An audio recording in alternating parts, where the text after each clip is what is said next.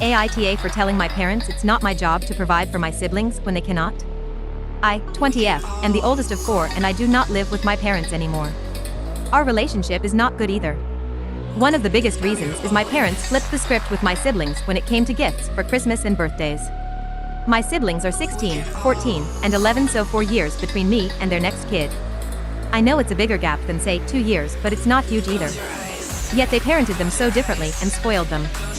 For me, gifts were needs and not wants, and I was told I should be appreciative of having food in my belly, a roof over my head, and clothes on my back.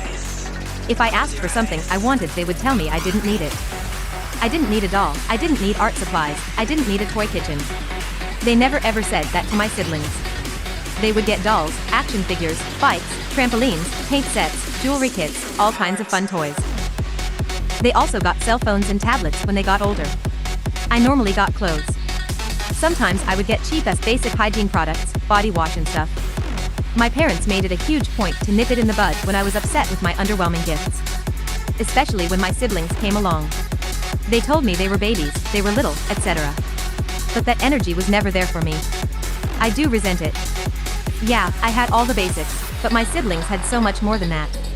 My siblings are also very spoiled and entitled because of it.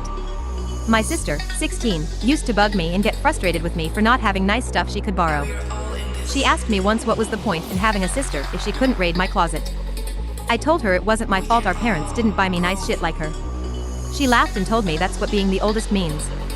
My brothers would tell me to buy them stuff and say they got pocket money, so I did too. I never got pocket money. When I explained that I didn't, it would end with them saying I was a baby. I moved out of my parents' house and in with my aunts.